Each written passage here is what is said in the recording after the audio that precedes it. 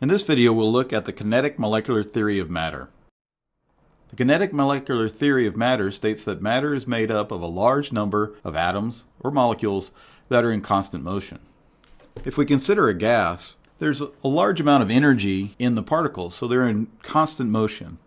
There's also a large space between the particles, atoms or molecules. And because of this large space, there's little to no interaction, attractive interaction between the atoms or molecules. If we consider a liquid, in a liquid, the amount of energy in the particles, the kinetic energy, is less, so the particles are moving at a slower rate. They can slip past each other, but unlike the constant random movement that we see in gases, the movement is going to be considerably less. There's also a smaller distance between the particles than in a gas, but greater than what we'd expect in a solid.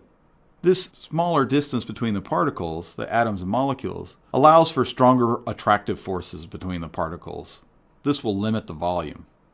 Often we consider that the volume of liquids is constant under normal temperatures and pressures. If we look at a solid, the energy is very low.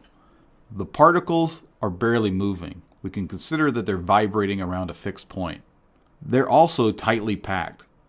Most solids are crystalline, meaning that they are so tightly packed that they adhere to the smallest possible distance between the particles. Because they are so tightly packed, the attractive forces between the atoms and molecules is very strong. This gives solids fixed volumes and shape.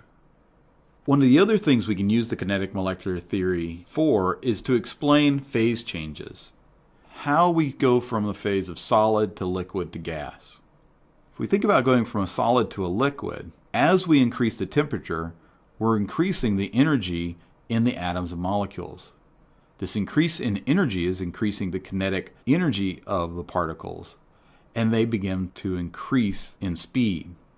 As they start to move, vibrate faster, there'll be a point when they overcome the energy that is keeping the particles attracted to each other.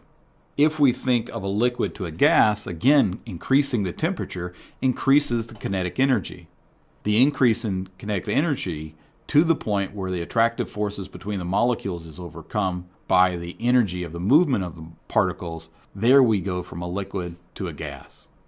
As you can see, if we think about solids, liquids, and gases as particles in motion, we can see how increasing the temperature, which is increasing the kinetic energy, can go from one transition to another.